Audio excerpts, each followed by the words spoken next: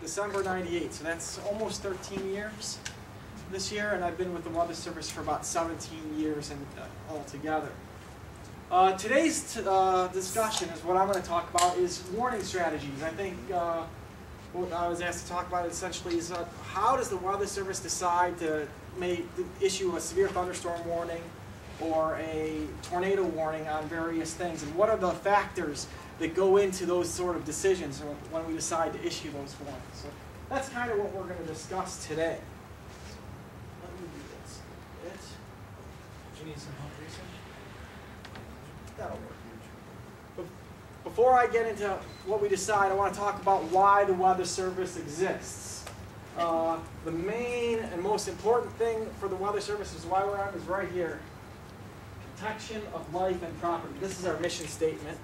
I don't have it memorized, but that's what it is. And the most important thing is why we're around is for the protection of life and property. You know, we want to promote, we want people to stay alive, keep people safe, spread information when there's a severe or hazardous event out there, and also help people develop preparedness plans and stuff like that so they can stay safe. Of course, you know how important the economy is, and weather plays a big role in the economy. Whether a plant could get destroyed by a tornado, or a flood ruins a whole bunch of farmers' crops, or a drought causes agricultural problems as well. So we're there to help provide information so all sorts of aspects of business and industry and agriculture can take appropriate measures to do what they need to do. Okay. So in today's talk, I'm going to talk a little bit about how we issue warnings, how exactly it looks like on our software when we do it. That'll be pretty quick. Then we're going to look at various radar patterns, different things that we'd see on radar, different signatures and whatnot. And we'll talk a little bit about the environment, different environments and boundaries and conditions and stuff like that. So how do we warn? Well, this is a screen capture of a radar picture of my workspace. So if I was working at my desktop, I typically have 3 screens. This would be up on one screen if we had some thunderstorms. So as we have a typical nice little squall line here, and if I decided I needed to issue a warning on this squall line, what I would do is I'd hit this button up there. It's the yellow one that says Warn Gen. I press that button, and when I press that button, I get a little dot that pops up. And it's actually, well, it's right in here somewhere. And with that dot, I can drag it to wherever on the screen where the storm is. And from there, I can move the picture backwards and forwards in time using those arrow keys up there on the button bar. And after that, then I can draw my polygon. A polygon will pop up. And those are actually the polygons that you see on the computer or on the TV. It'll give me a suggested polygon based upon my track, all right, but I can adjust that polygon how I need to fit it, however I want to fit it in that case.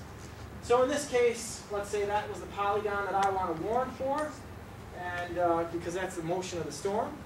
And then I hit OK, and I get another window that pops up like this, and I can quickly run through what I want to issue here. A tornado warning, a severe thunderstorm warning, or a variety of other products, whether it's a flood warning or whatever the case may be. I select my basis, whether it was weather spotters, Doppler radar indicated, emergency manager, whatever the case may be. I can also select several different kinds of threats depending upon what I feel is the primary threat for the storm. If I think it's a derecho and we're going to have 100-mile-an-hour winds, I can select that. If I think it's mainly a hail producer, I can select the hail option, whatever the case may be.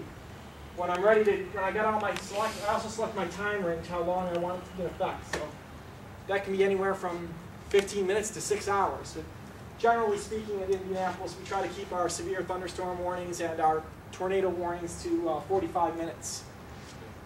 So when I'm done, create text, and boom, that's the warning text. I'm sure a lot of you have seen those warning texts, very similar that we issue. And all that is automatically created from that box that I created. In this case, there's the warning area, and it picks up this text. Based upon where I had those dots, it plots the town, plots the speed of how things are going. In this case, moving east at 25 miles an hour. Have you guys ever seen a warning where it says the storms are moving at like 100 miles an hour or 90 miles an hour?